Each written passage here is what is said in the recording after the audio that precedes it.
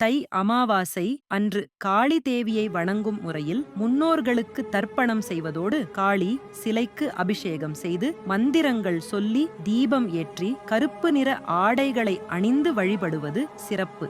தை அமாவாசை முன்னோர்களுக்கு உகந்த நாள் என்றாலும் காளியின் உக்கிர வடிவம் இருளை போக்கும் என்பதால் தை அமாவாசை போன்ற அமாவாசை நாட்களில் காளி பூஜை செய்வது தைரியம், தன்னம்பிக்கை தரும், தீய சக்திகளை நீக்கும் என்று கருதப்படுகிறது. வழிபாட்டு முறைகள்: தர்ப்பணம் கடல், ஆறு, குளம் போன்ற நீர்நிலைகளில் அல்லது வீட்டில் முன்னோர்களின் பெயர்களை கூறி தர்ப்பணம் செய்வது முக்கியம். அபிஷேகம் மற்றும் அலங்காரம்: ருத்ராட்சங்கள், குறிப்பாக 5 முக ருத்ராட்சங்கள் வாங்கி அபிஷேகம் செய்யலாம்.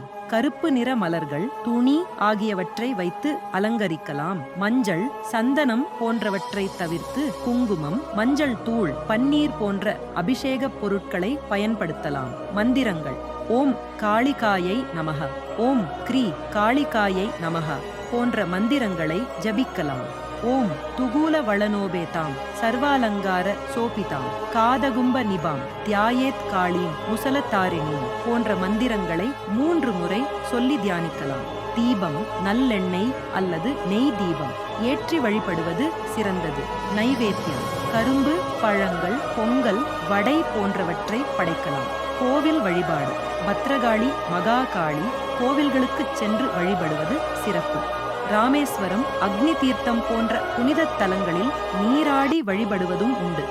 உடை: கருப்பு, நீலம் போன்ற அடர் நிற ஆடைகளை அணிந்து வழிபடுவது காளி தேவிக்கு உகந்தது. சிறப்பு: தை அமாவாசை அன்று காளி பூஜை செய்வதால் வாழ்வில் உள்ள தடைகள் நீங்கி தைரியம், தன்னம்பிக்கை, பாதுகாப்பு கிடைக்கும். மேலும் முன்னோர்களின் ஆசீர்வாதம் கிடைக்கும் என நம்பப்படுகிறது.